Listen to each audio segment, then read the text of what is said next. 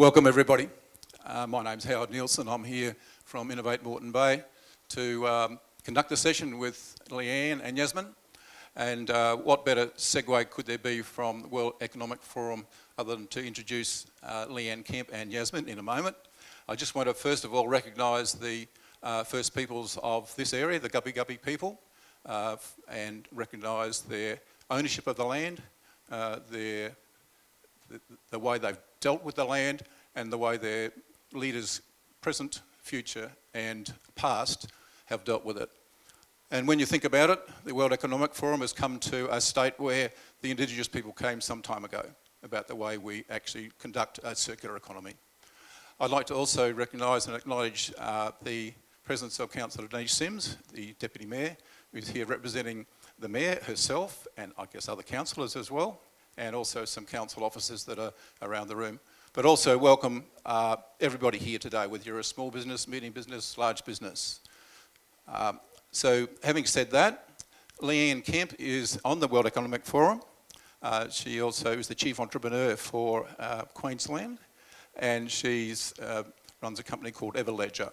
And I think of her more when I think about the circular economy and the impact on climate change. Think of her as being a bit of a cyclone, really, that's been going around Queensland for a couple of years, creating a disturbance amongst the minds and actions of people in a positive way. So I haven't been destructing too much stuff, I wouldn't have thought. But it's welcome, Leanne. And those who've heard Leanne before will know you're in for a treat. And I'd really like to invite you to come forward and talk a little bit about circular economy. Yasmin, you might like to join us on the stage as well. Thank you.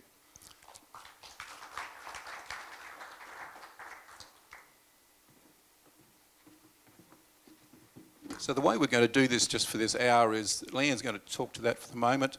We're going to have a little interaction perhaps here on the stage, and then Yasmin's got some input as well. You might like to take some notes mentally or otherwise for some questions that we'll have later in the hour and 10 minutes. So that's sort of the process, I guess. Leanne, over to you. Thank you. Does it work? I'm not very good with technology. It works. Happy days. I can hear the voices that are in my head. Isn't it scary? Now they're coming out into the real world. So thank you for having me. Leanne Kemp is my name. As we just said, I'm Queensland's Chief Entrepreneur in my second year of tenure. And I'm also on the Board of Stewards for the World Economic Forum, driving the Futures Council for Blockchain and for Circular Economy and Advanced Manufacturing. And in my tenure as Chief Entrepreneur, we were very fortunate in that the World Economic came here to Queensland around this time last year. And we traipsed across the state, as far north up into Cairns and even into central Queensland. And the World Economic Forum saw with their very first hands and their eyes the transition that we're making when we're bringing together entrepreneurship, business model reinvention, and also the rising of these new and incredible technologies. And I guess one big standout for me was I was asked to write a big thought leadership piece, as I do in many times, and it was published in Forbes and the World Economic Forum. It was about what does the world look like by 2030? And I remember writing this piece and projected forward what the economy, the circular economy, would look like in 2030 and how it would have to come together in a systems leadership. It wouldn't be driven just by government alone, that it would be innovators and entrepreneurs that would create. We'd start to transition supply chains to value change. We'd start to rebalance the world in terms of natural mining and urban mining. And I remember my closing statement on that thought leadership piece is that by 2030 we won't be talking about the circular economy, because it will just be the economy. And I'd like to say that being in Queensland, one of the proudest moments is not just only investing the time in thought leadership, but also the activation. So I'm pretty excited to be here today with Yaz from World's Biggest Garage Sale, because this is the example of the how. How do we go about the exampling and the materialisation of what is a circular economy? So I'm pretty excited about today's chit and chat.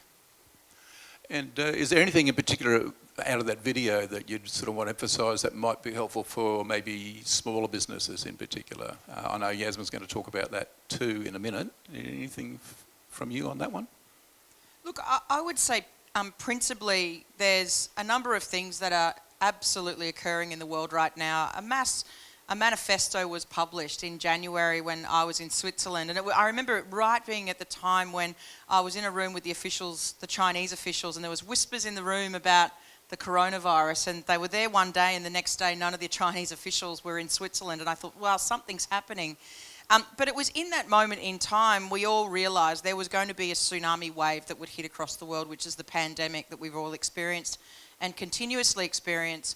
And in this room, all of the people that you just saw in that video are working colleagues of mine. Ellen MacArthur, of course, is one of those big thought leaders. I would say we've been grappling sustainability and climate for quite some time. And we've seen that in the Vice President Al Gore and the work he's been doing in bringing that to the cinema. But there really hasn't been an economic model to shift it. So the business reasonings that sit behind climate and environment and the circular economy makes that fundamental shift. We're also starting to understand that large corporations, whether they be the old Fortune 500 or the new tech companies today, need to start thinking about not just only a profit and loss, but a profit, loss and impact statement. We also need to start thinking about things like not just our cost of goods sold, but our cost of goods sold and recovered. And these sort of fundamental principles are driving those changes in retailers like IKEA that now have an entire bring back scheme. It's also driving things like we've seen in airports around the world where you don't buy the light bulbs, you are actually buying lighting as a service. And parts of these principles are now being underformed and creating entirely new companies that hopefully one day will be as big but more impactful, say, the likes of the older organisations. It's not prejudiced towards the size of the organisation because the principles of circular economy can be applied at every stage, including an idea, which is really why we've got Yaz on the stage today. Yeah, thanks for that. That's Yaz, you're doing that stuff. You can tune in with the video when you like. Just let us know. Over to you. Yeah, I guess before the video, I might just give you a bit of background. The world's biggest garage sale kind of was the name for a long time. We started back in 2013 with just an idea that was really around solving donor fatigue. I was raising money for charity at the time, and no doubt everyone in the room supports friends, family and others for all sorts of charitable causes, but I could see this big fatigue setting in amongst my network from cupcakes and shaving heads and all different sorts of things. So I challenged myself to ask, how do you raise money without asking people for money? And so I looked around my own home and I saw a swag of dormant goods, underutilised products that were sitting there idle because I thought they were too good for an op shop charity bin and I was too busy to sell them. So these dormant goods were the way for us to start the world's biggest garage sale. We had a garage sale, we did $15,000 in a single day, and that was really the trigger to going back year after year to hold these major events. But what unravelled was not donor fatigue as the problem we were solving, but actually the circular economy and the idle assets sitting in our homes, which in Australia alone is worth $43 billion, globally in the trillions. But we all sit on it because it's hard and difficult and no place to send them. So over the years we did it as a hobby, and it wasn't until 2017 that I quit my job and went all in, no plan B, and it was actually the first chief entrepreneur, Mark Salby, that said, you've been running a business for 4 years, you need to quit your job and go all in. That was literally just 3 years ago, and since then, I pitched on stage circular economy and was looked at like I was a nutter. So when Leanne came on board as chief entrepreneur, it was like, Here's another nutter. Thank gosh. Yeah, definitely. Definitely the nutter. But also what it was a voice of understanding for circular economy. You didn't have to spend all this energy and time pitching the model because someone got it. And so obviously when she was back-to-back chief, it was heaven for us, and it's been a massive catalyst to why we've been able to exponentially grow over the last 3 years, because I'm not spending all my time and energy anymore trying to pitch a business model that is the new way of doing business, but we were so early in the model that people thought we were just crazy. So I guess on the back of that, we've scaled up dramatically. I'll tell a little bit more of the story shortly, but it's probably a good segue to the video. Okay, so can we have a look? Officeworks is committed to selling quality home and office furniture, but inevitably there's a small amount of product that is unfit for sale. Our partnership with World's Biggest Garage Sale provides a solution to this. My name's Matt from Officeworks at Redbank. I'm the supply chain manager for Queensland.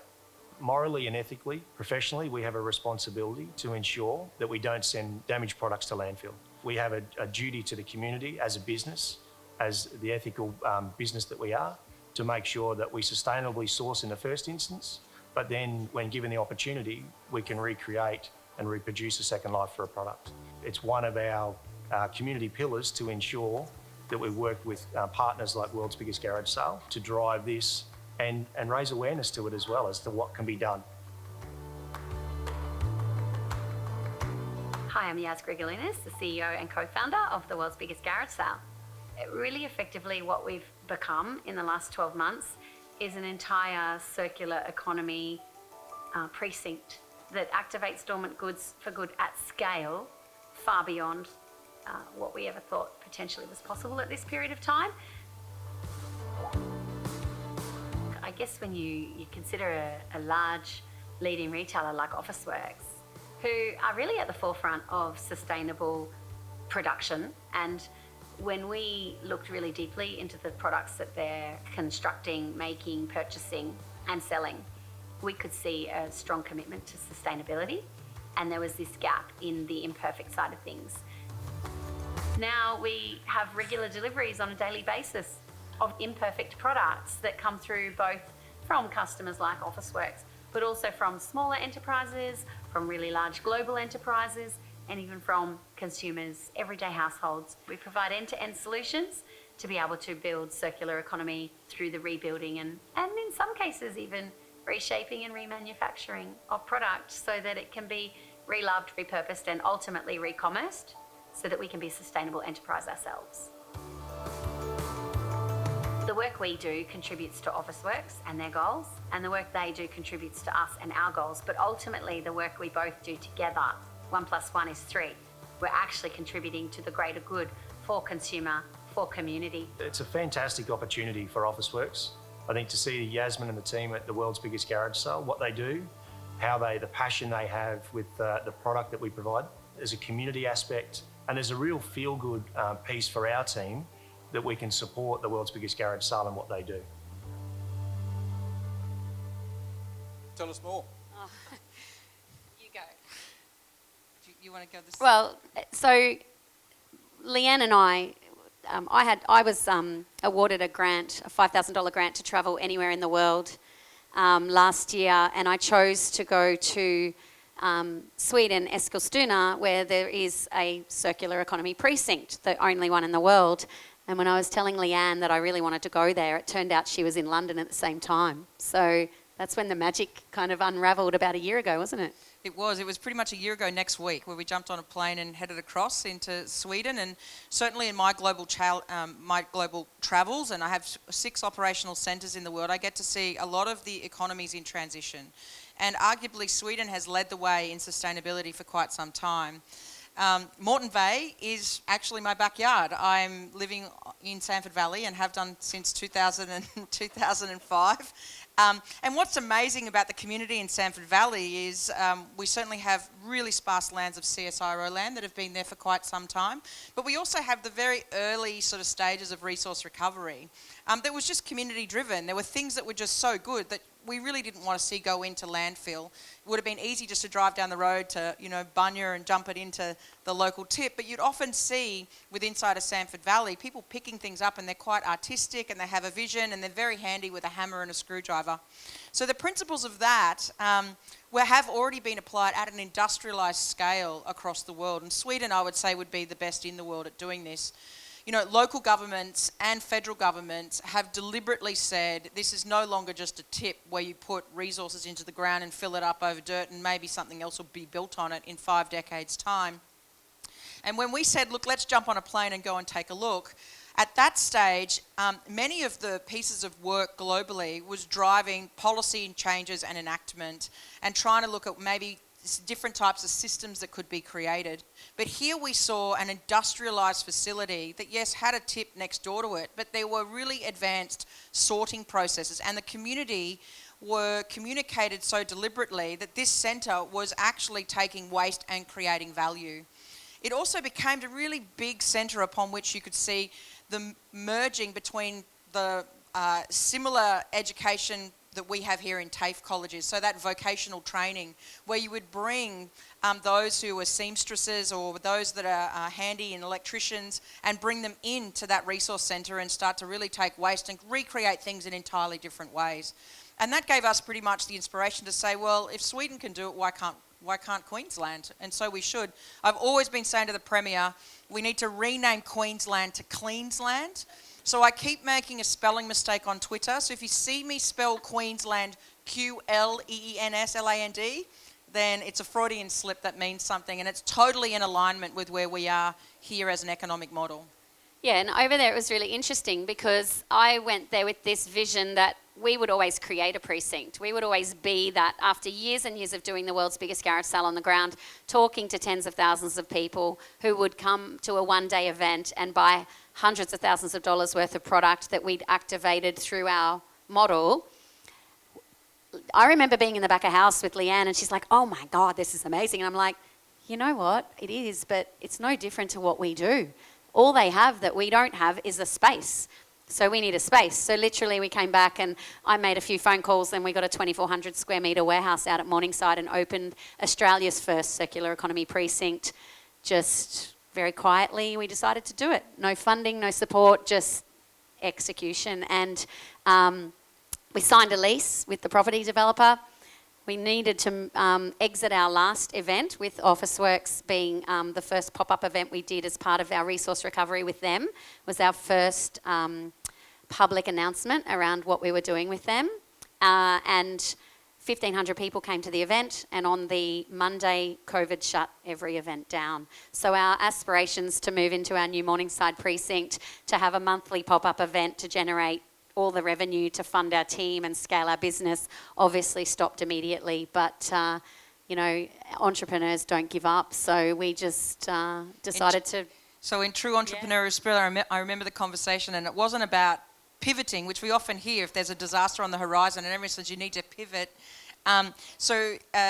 About a month after that, we had a big event called Code, which is typically the innovation festival for Queensland. It's housed in the southeast corner. I'm encouraging us to take that out into the regions as well next year. But I said, you know, sometimes it's about persevering. It's about pivoting, yes, but right now you are going to perform the very best cantering pirouette that a horse rider has perfected in the Olympics. And I guess that really now, when you start to wind forward to where you are, 6 months later, and the numbers are speaking the truth. So maybe talk about your growth. Yeah, so March, our last event, we had to move during COVID into the new space, and then the team kind of looked at me and said, what do we do now? And the team at the time, we had 3 full-time, 3 casual part-time staff, and we didn't even know if we would get JobKeeper. I was absolutely pooing my pants because we just had our first very small capital investment, but the rest of our investment had to be closed because of COVID. So I made the phone call to the investor and said, you know that money we said we were going to do this with? We're not going to do that. This is now just, I got to keep the team. So he was all good. He's like, do whatever you have to do, just stay afloat. And so I said to the team, okay, I think it went something like this. All right, we need to sell this stuff and no one's allowed to come here. So we're getting on all the marketplaces and spaces. Obviously, we sell stuff on our own re-commerce website, but Gumtree and Facebook Marketplace have much bigger audiences. So I then coached my entire team on the experience of customer intimacy on marketplaces and spaces. And we went from 6 staff in April to now a headcount of 24 people today. Beautiful. Well done. Okay, and it's a great story, and there's lots more I know. And I know Leanne's done tours of Queensland where she's talked with people about what people might do, and they've had their stories too. And I just look around the room and I see Mandy from War on Waste, who sort of collaborated with Sanford Commons. I hesitate to say I'm from Sanford as well because I'm thinking about the 5th person today. But it's been a great project that you initiated out there, and Will from Connecticut's doing some great stuff with your work as well out at Ferny Hills. And there's some stories. You might illuminate us on those in a few minutes when we get into question time, and anybody else in the crowd, because I think we've got some big picture stuff here. We've got somebody who's exampled that, so their business is actually in it, as different to be a business that's practicing it. I mean, you're practicing it as well. But I just got 1 or 2 things that I part of business precinct out at Sanford, and also we're starting one in Narangba. And one of the Narangba businesses told us last week about the fact they're Eckersley's Arts printers and what have you. Okay, great mob. So they've got a whole lot of offcuts. I think I got that right. Of paper and card and what have you. And up till now, they've been doing the normal thing. This time now, they've got an arrangement with a company that has turned their stuff into toilet rolls. So they get toilet paper coming back to them from the company that takes their paper away. So there's a pretty closed loop there. And I guess at some point, there's a cycle in there somewhere, which is interesting because, you know, when you think about it, it's a simple thing, isn't it? What do we do in life normally in the old paradigm? We take something out of the earth, or we grow something on top of the earth, we use it, and maybe we upcycle it, or we actually waste it. And so this is saying there should not be that last bit. And so these are groups that are practicing that. This, by the way, is a paper bag. It's not a jute bag, it's not a canvas bag, it's a paper bag. So a few years ago, in our little Sanford Change Your Bag Habits group, we decided to find out who in Australia made these things. So there's a company in Perth, took all the paper they could get, converted it into these bags, and we're trying to sell it at that time to Woolies and Coles and what have you. This is before compulsory bag stuff. And we managed to get a few $1,000s. The council actually supported that project. So they're examples of where somebody's done something very concrete. So it does go in the circle, it just doesn't go into some sort of landfill. And it's probably not dissimilar to little Mickey here on stage. So Mickey Mouse is a toy box, and we had a problem that we solved for a really large global retailer. We have a partnership with them, and they had 79 pallets of visual merchandise that was destined for destruction. Rather than destruct it, we managed to convince them that instead of paying the waste fee to dispose of it, they should pay us to take it, and then we would work out the problem. So the benefit of having a precinct is it's your space and place to then solve the problems. Now, we had no idea what we were getting, nor did we know what we were going to do with what we were getting, but we're really action-oriented, and we have an incredible team, and we are a social enterprise, I should confirm. 50% of our staff actually come from vulnerable backgrounds, and we provide meaningful employment for youth.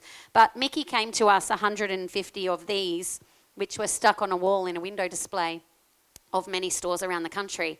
It doesn't have the brand on it, so we have rights to be able to do what we like with it rather than dispose of it. So our whole team decided to problem solve, and we decided that Mickey needed to turn into a toy box because Mickey is obviously synonymous with children and toys, and it's super comfortable to sit on. But more importantly, one of the Officeworks problems when we take their many pallets of recovered items is we get all these naked, vacant pallets that typically then are waste.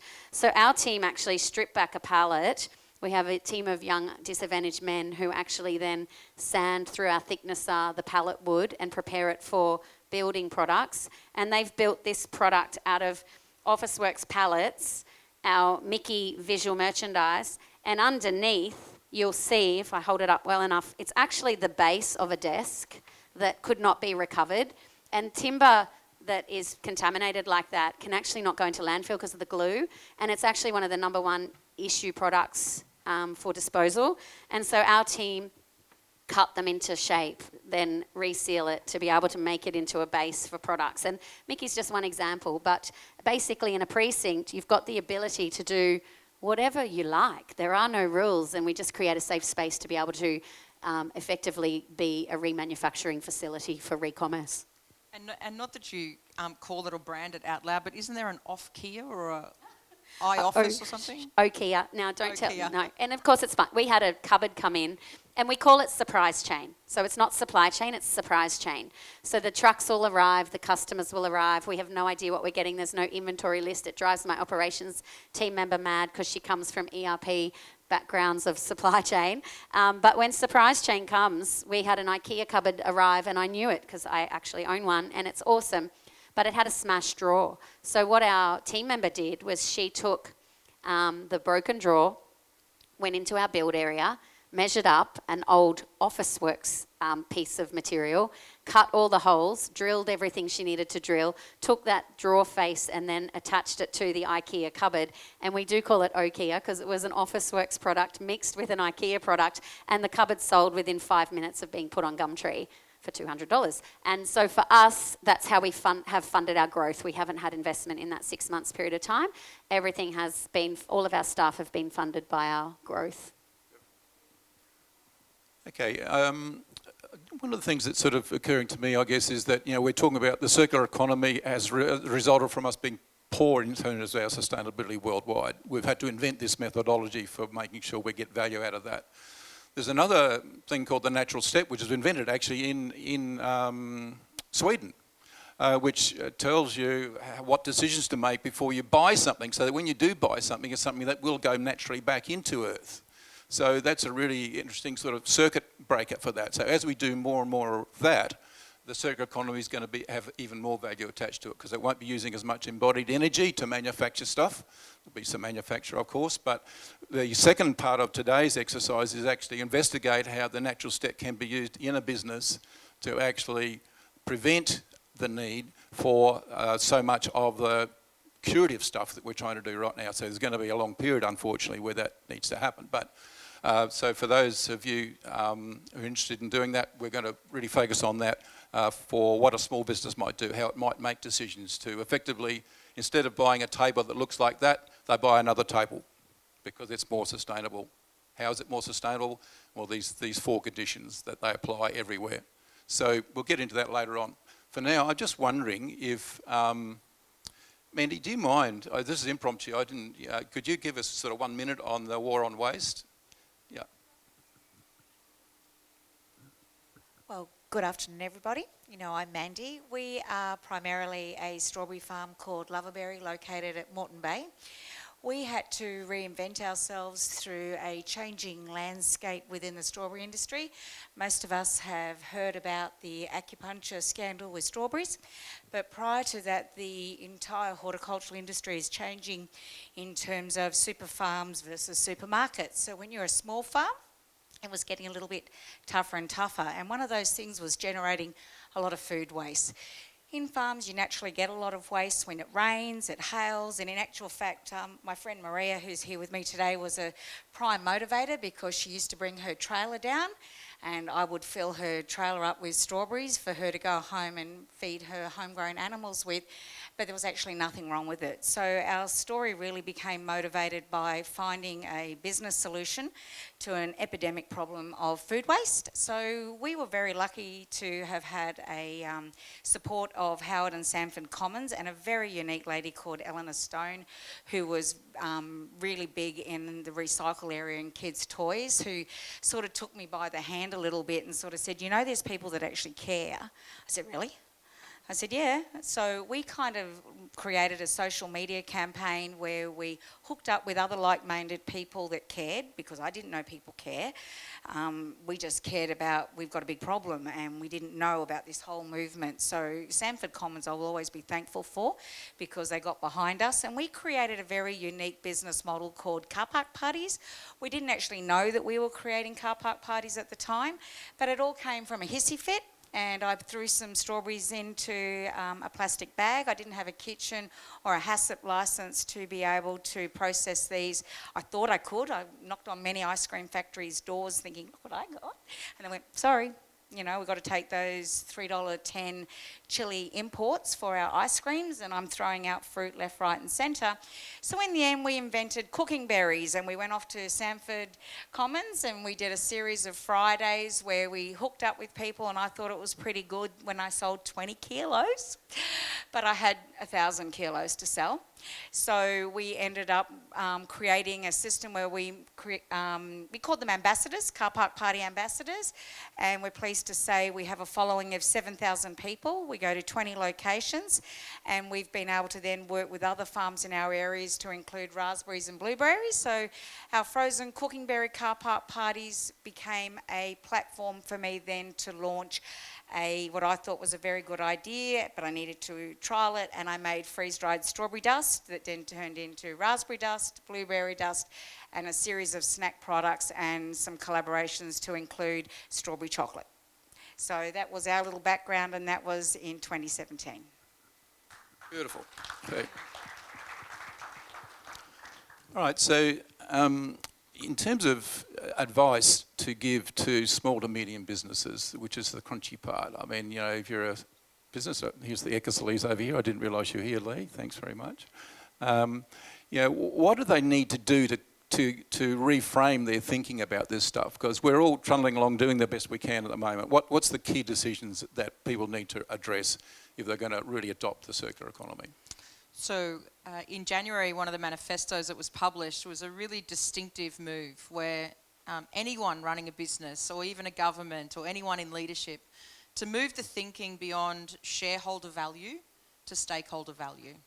So in the very first instance, that everyone has a responsibility to not just only your employees and the suppliers and the products you're making, but also just the broader context of people and planet. And once that just tiny little question enters into your mind and the reframing of that thinking, then of course you start questioning where things come from. Where do they truly come from? Not just where did you buy it from in terms of your supplier. Where did your supplier's supplier get it from, etc., etc. So I think reframing that very first initiating thought is the first part. The second part is as you said, who do you find or how do you find people who care? The second part now is to really work out the alignment of value and values within a supply chain. Because you have to create value in hard economic terms. And that creation of value can be in products like what we're talking about here in terms of taking what was waste material and enabling that item to be sold at a price. But the alignment of values is really important. Those other people that care. And if you're able to do that within a supply chain, within an industry, within a community, then actually the systems leadership piece shines through, because it's the systems change effect that occurs rather than waiting for the hierarchical order or the policy change or the boss in the organisation. Yeah, and I think a couple of examples I know of, I worked with another printer actually in another part of the state, and they had a lot of offcuts of metal and core flute and card and all the rest of it, and they were paying money to have somebody come and take that away until we sat down and we actually had a little, what we called a cafe. Sat down with the staff, had some coffee, a few bits and pieces, a few drinks, and said, what can we do with this problem? Well, the short story is that they discovered that there were a number of people who actually needed that stuff, whether they're a local school or a community group or whatever else. So now what happens is on a daily basis, somebody comes and picks that stuff up and makes use of it. They don't even know where all of it goes. Maybe somebody resells it, I don't know. But, that's, once you get people around the table looking at a sort of a opportunity raising exercise as different problem solving. So they've solved their problem well and truly. Yeah, I think for us, what's been the real differentiator, and we have stand-ups every morning with our team, and we talk really openly and candidly about everything in the business, right down to the costs of running an organisation and what we need in order to grow. We talk about, conscious consumption. And, if you can be it, you can see it. So you need to actually demonstrate that yourself first. But when COVID kind of locked us all in our rooms, my nan used to do that when I was a little girl. If I did the wrong thing, I would be sent to my room until I'd learnt my lesson. And so COVID's really sent us to our room to learn our lessons. And if we now come out of our room and we have the same behaviour, then we actually need to go back into our rooms again. So I feel like these old-fashioned values of share the sugar, borrow the butter, that community spirit that grows this new business model, that we actually need to contract to expand. And for us, a big question we always get is, oh my God, how did you get Officeworks? How did you get all these companies? And big businesses ask me all the time. I'm like, well, we say we're into storytelling, not selling. And through our storytelling, it results in selling. And it's not why we do it. We do the storytelling to educate people and to try and shift the needle. And then in the shifting the needle, more people will shop with businesses who are acting in a circular way. I buy my stuff from Eckersley's because I know it's a small business. And I think that that's what you need to do. You need to actually support it with your wallet. Walk the walk and then talk the talk. Yeah. And can I say something that happened about 20 years ago in an organisation that I was leading at the time was we sat down around the table and thought, are people who are providing us stuff, this is your leading organisations, this is your supply chain. Are they acting sustainably as we are trying to do? This is late 90s. So we actually just wrote them a letter in those days, I think it might have been. Maybe we're using email, I'm not sure. And asked them all, to what extent are they doing this or not doing this? And so we had about 20 of them. And well, the response was, about 4 or 5 got back straight away and said, fantastic, we've always wondered whether anybody else out there, and here's what we're doing, blah, blah, blah. there were 4 or 5 said, what are you on? What drug are you on? I don't want to be on it, because you're asking questions that are really silly. You may have a good business. And then the middle bit, 7 or 8, there's thinking, gee, that's an interesting question. I hadn't really thought about that. So, just even that as an activity for you to do with your supply chain. These days, of course, it should get a much better hearing because of the way the dialogue's going and the chat. Anyway, so now maybe, is there any, have you got any questions from the floor, or even comments or stories to tell yourself that might add to our overall value here? Yeah. Yeah, you can be cheeky. Yeah. I'm working with a company in Stafford, and they recycle plastic. Sorry, they recycle plastic. So I'm working with them, and I've created a trolley handle out of their recycled plastic. So it's a snap-on shopping trolley handle that's recyclable, reusable, dishwasher safe. And when it's finished, it goes back and recycled again. So these are my love handles. So if anyone's, I just thought it's recycled. So yeah, love handles. Nothing And better than good COVID examples. friendly, right? No, perfect for COVID. You don't have to touch the trolley. There's really big macro movements that are occurring. I remember being overseas at the World Economic Forum in 2016 or 2017. It's a bit of a blur. And meeting, and it was around the same time when China made the announcement that they were closing their border to waste. And then, of course, we then started to move our plastics into Malaysia and Indonesia. And what was really fascinating about that, which didn't really hit the front pages of any paper, but in that very same year I met the federal minister for the circular economy in China. So China closes their border to waste, and they have a federal minister for the circular economy. Now that tells me it's a resource sector, and that tells me that the government there understands the power of the decision that they're making. And when we wind forward to today, one of the really interesting playouts was a conversation that I had in front of some really big mining companies. So my business does traceability of really opaque and conflicted supply chains. So we track diamonds and coloured gemstones and work in the luxury goods space with fashion, and also tracing plastics and aluminium, etc. And I remember being in a big room with Glencore and Rio Tinto and BHP, and they said to us, what is the biggest disruptor to our industry? And is it human rights? Is it environment, climate? I said, no. It's Apple. I said, sorry? I said, it's the electronics industry. It's Apple. They will completely disrupt what you're doing, and the volumes will disappear overnight. And I don't know if anyone has bought the new iPhone 12 or has read the headline of the iPhone 12, but if you look deeper into their announcement, it took them 5 years to get to this point. But the iPhone 12 today has completely circular enabled urban mining metals and minerals of rare earths in that phone. They are not sourcing from the extractives industry. And it is the start of the end. So when we think about that, we introduced the work that we do in the diamond and jewellery industry. I said to them, one of the really interesting pieces of work in our technology is connecting really strange bedfellow relationships in supply chains that what they would never have imagined. Dell Computing in 2018 helped to provide, out of their e-waste, the electronics that they have, stripped back their metals and minerals and became the supplier to the jewellery industry to remake that into jewellery. Now, the interesting element in that step is the pricing for the commodity. The jewellery industry is willing to pay significantly more for that reused and repurposed metal and mineral. So I'm compelling that, rubber and tyres, we are closing our borders to waste here, but some of the products that can be made in a value step, not just flake it and put it into the next bitumen road, but what can we do with these products that actually have a higher order value? Yeah. And I was just thinking the other day, driving past a school where they've got lots of parents who have cars, and cars have tyres, and tyres go somewhere. I wonder what would happen if you could guarantee X thousand tyres each year that then gets turned into that rubberised stuff that goes into playgrounds to help their kids become safe. So I mean, is that a possible business for somebody? It is. I remember Officeworks came to tour our precinct, and they were blown away. They didn't realise the depths of what we were going to with all the work we were doing, and that single source. Like for us, the circular economy precinct is replicable across all cities across the country and world. But they said, what's next? And I said, well, actually, I see a future where your back to school range in 2022 has a line that we produce for you, whether it's a pencil case or something else that's a specialty item that you put on your website or have in your stores that we've made from the waste that you've sent us. And it's not waste. We've had 98% of recovered items from the many tens of thousands of products we've had in the 12-month trial.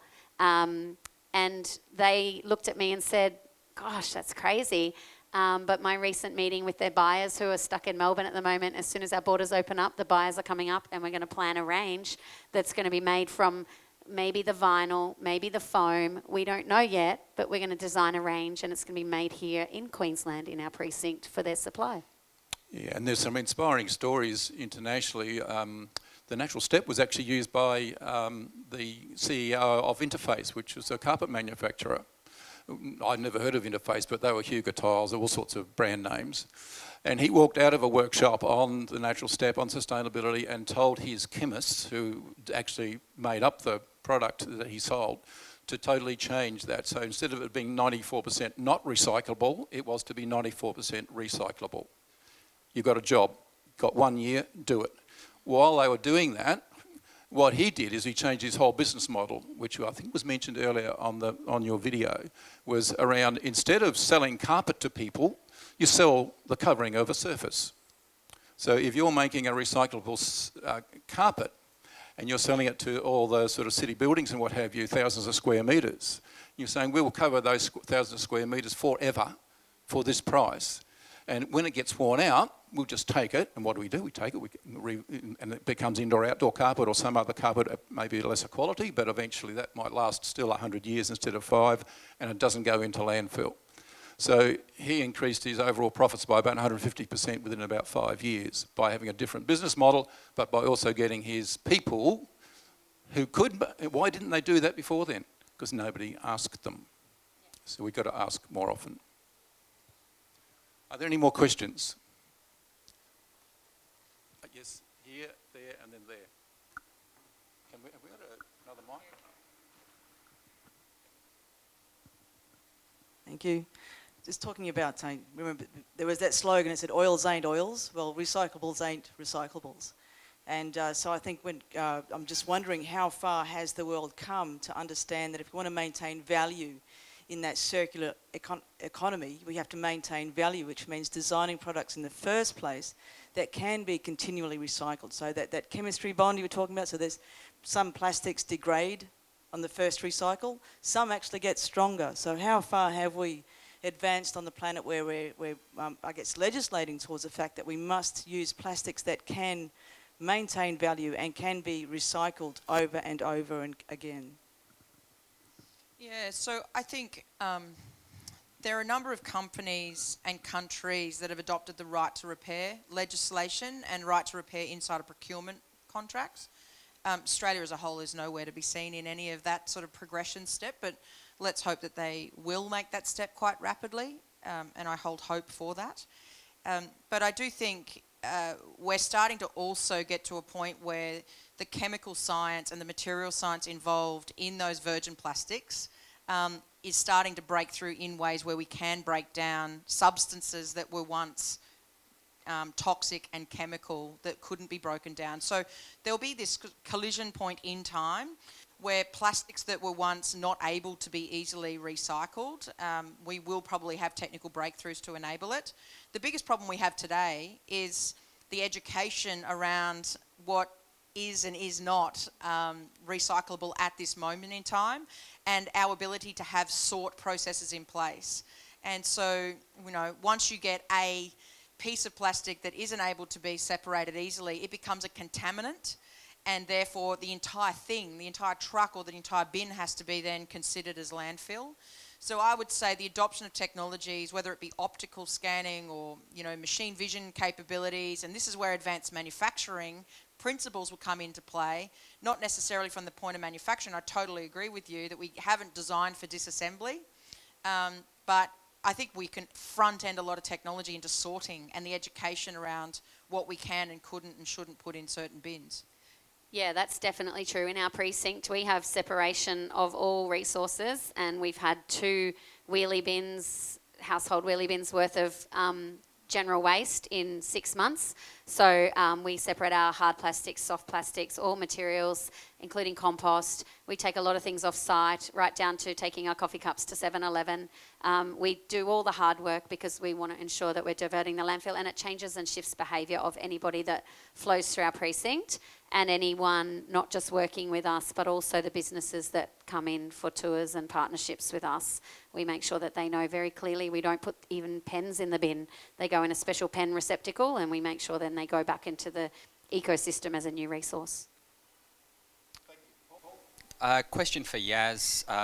Before Leanne and yourself were talking about value and values, so this is a question about values. You touched earlier about your team, and I think you have great representation of long-term unemployed, maybe some minorities who are underrepresented elsewhere in the economy, and I was just wondering if you could explain for us some of those values you as a business have, which then flow through all of your operations. Yeah, that's a really good question, and I often ask why. Like, I came from a corporate background where I built a big business within a business for somebody else, and I wore a man suit for many years. And no offence to any of the men, it's just what I did because I wanted to win and be the best in the company. And so when I came out of that organisation, I realised that a lot of my love factor, the feelings, the meaning, the impact, was never able to be intertwined into that business as I grew it. And so I wanted to be more authentic and honest and open and real and raw. And so we talk about the show reel versus the real in our business. I have an autistic daughter. She's probably quite unemployable. She won't even talk to somebody, let alone try and go for the interview. And I see her as a big motivation for me to ensure that we see people for who they are. And I see my daughter for who she is. A lot of people don't see her. So we made a commitment right up front that we would have 50% of our staff from backgrounds where you might not rise ordinarily to the top of the decision pile through the interview process. And we don't even do interviews. And I talked earlier today how PDs make me want to vomit. And even sending a contract to somebody is just false. Like, you do it to abide by the law. But the reality is we design roles around people. We have a young lady called Grace, and I'm allowed to talk about her. She's 14. She was 13 when she was hired. And she's hilarious, right? She would be in this room and she would ask, I think she asked Leanne when Emily and Leanne came to meet us. She was like, oh, who are you? Who are you? Are you 2 lesbians? Like, literally, that's what she said. Now, that's not like the HR hooter goes off in an ordinary organisation, but not in our organisation. We create a safe space for people to be the people that they are. Scars and all, literally, at times.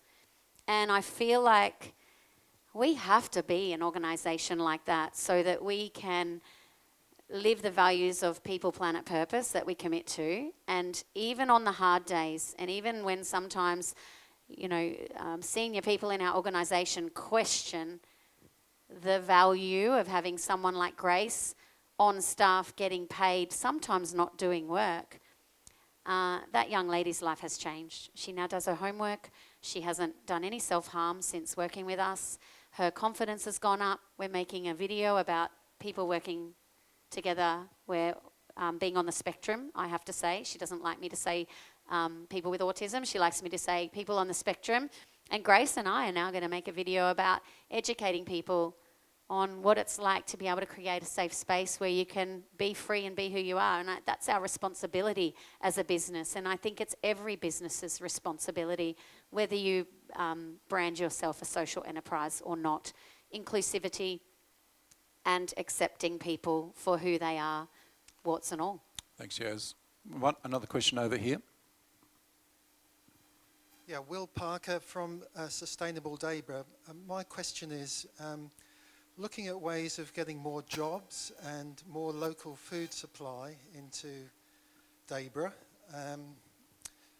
Correct me if I'm wrong, but I think David Attenborough said in his latest Netflix thing that the Netherlands is the 2nd largest exporter of food in the world, which amazed me because, you know, you've got a very highly populated, small land area country. And it just made me think of Debra. I mean, we've got a lot of hobby farms out there. We've got wonderful initiatives with Reco Ring, which you're probably familiar with. But how can we get that food supply to be more mainstream? Because we're still seeing, you know, a stream of Woolworths trucks bringing out food supply to Debra as if it's just any other metropolitan suburb. How can we bring that into our local economy? So I think the world is largely moving towards transparency in supply chains. Not only where does it come from, but where does it go after it leaves me? And those two fundamental questions, I think, are important to that conscious consumer.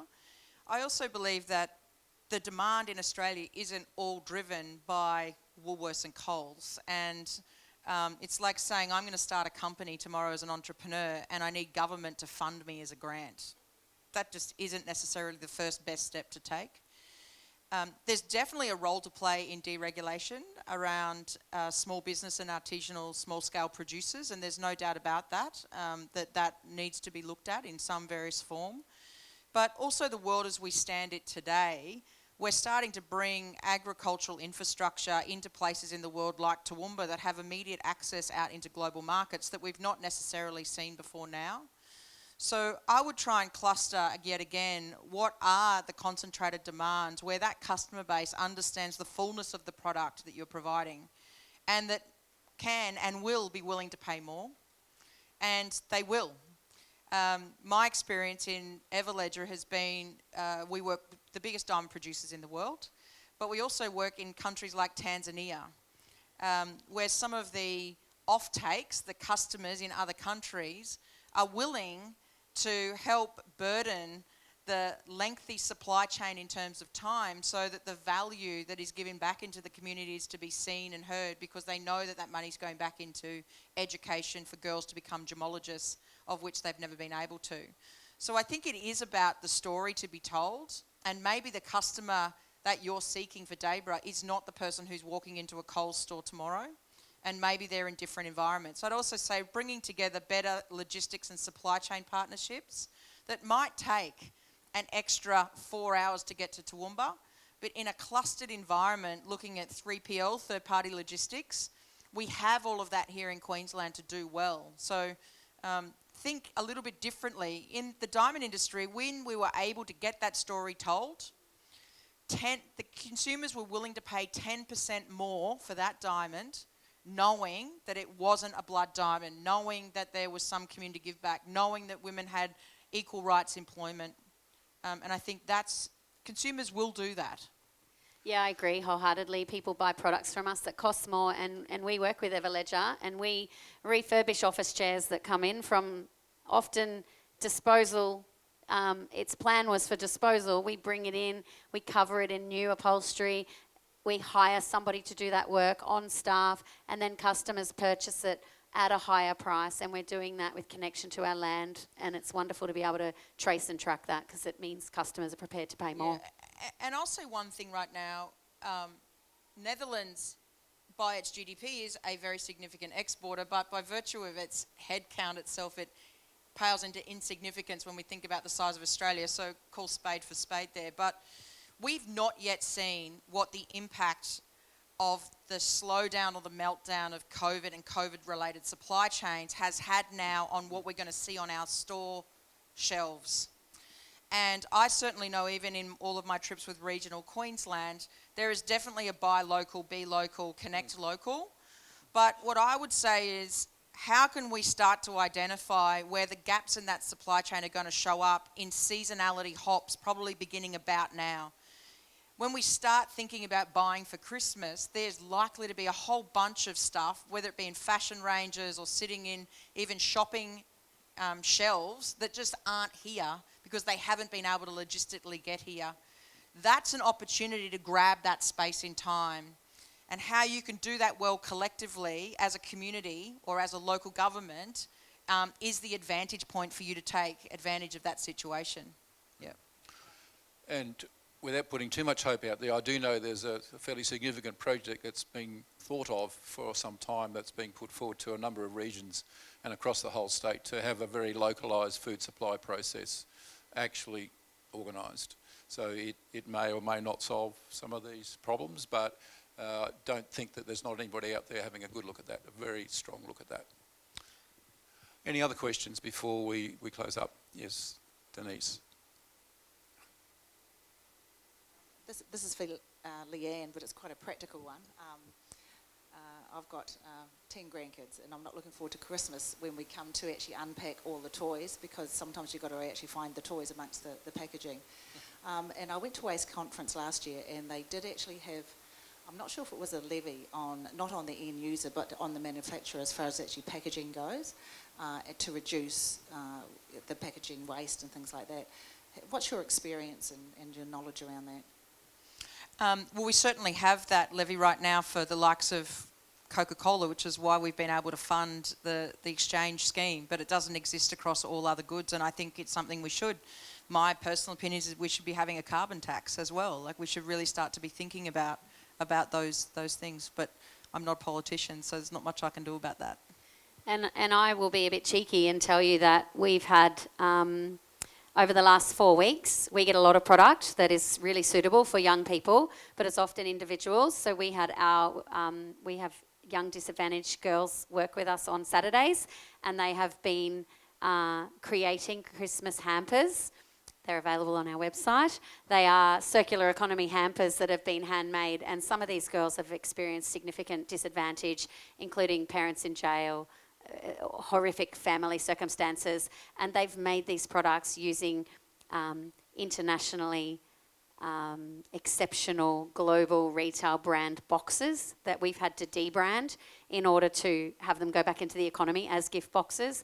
And so the team came up with the idea to do gift hampers for Christmas, and they're absolutely exceptional, and there is zero waste in those hampers. So I would encourage everybody to not just shop obviously with us and help us fund our team growth, but also to really challenge yourself on searching for sustainable Christmas options, because there are significantly many opportunities out there to shop differently this year. Yeah. Are there any other questions? Yeah, Mandy. Everything that's been said today, you can understand with regard to like the supply chain and the support for Go Local and those local people. But there is a responsibility that both Coles, Woolworths and other groups, it's nice to see Officeworks and IKEA take that on, but how do we get it onto a government agenda? For example, my biggest grief is it is a food safety issue, but there's an increasing level of plastics being used within both Coles and Woolworths, but yet that bin that sits out the front is not in every store, and the person that is shopping there, who may not be the person that does understand the importance of buying local, deserves some form of education. And both Coles and Woolworths need to have that sense of responsibility to put that onto the agenda and make it very proactive in their stores to let people know that that strawberry punnet can be returned, or whatever plastics are being returned, but nobody seems to want to bring it up. Nobody wants to discuss it. It doesn't want to hit the government agenda, and everybody wants to shovel it under the carpet. That makes me wonder the same reason, like why? Like, why is it not being addressed or put onto an agenda? Because it would make a significant impact nationally.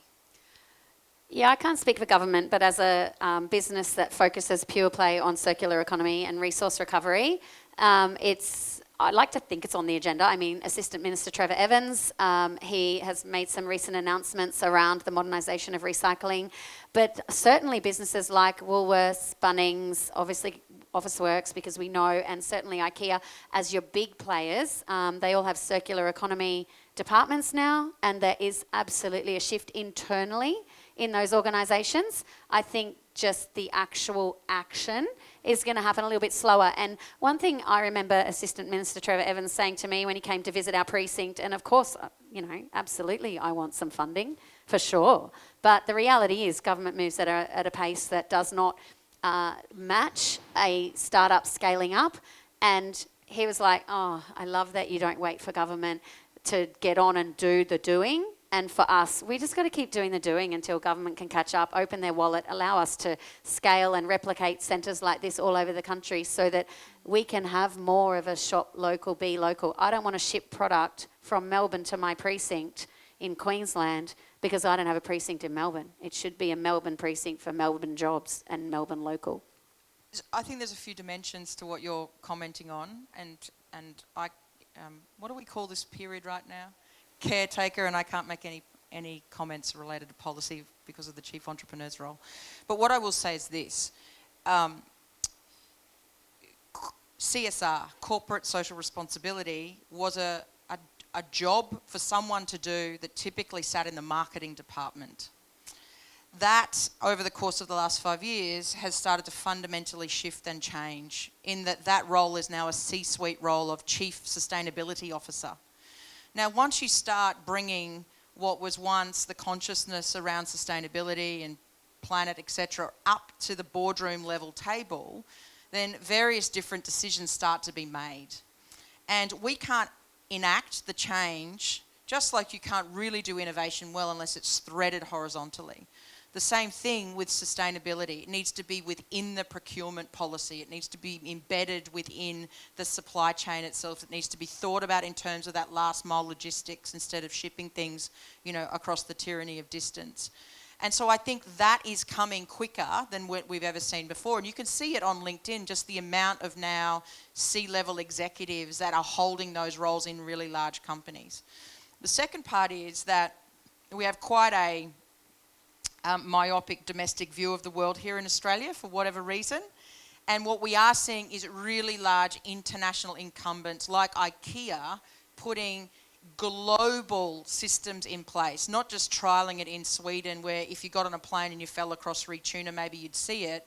It's now becoming a national and international agenda for an IKEA, so therefore other mass retailers that will look up or look towards that will say, oh, we can adopt that. But it's nearly like a safe space for them to move towards, which is why the likes of even electronic manufacturers like Apple that are both saying, yes, I'm changing my product, but what they're also doing is they're following in Microsoft's footsteps and saying, we're not just going to become carbon neutral, we're going to sequester all the carbon out of our commitments to planet. So once you start seeing those bigger pieces of changes, they're coming. In my thought leadership piece that I wrote, I said, look, governments will move only in the alignment of jobs. And how do we, as a collective set of nature, show where those value creation steps are in place? And I wouldn't say that everyone is there yet. The blueprint is kind of been largely wired, but we haven't really put the front fascia on it. But we are moving, particularly, as you said, around Trevor Evans' office and what's going on. It's the best thing we can do is get on the same page of the lexicon of language. You speak to one person, it's resource recovery. You speak to another one, it's sustainability. You speak to someone else, it's circular economy.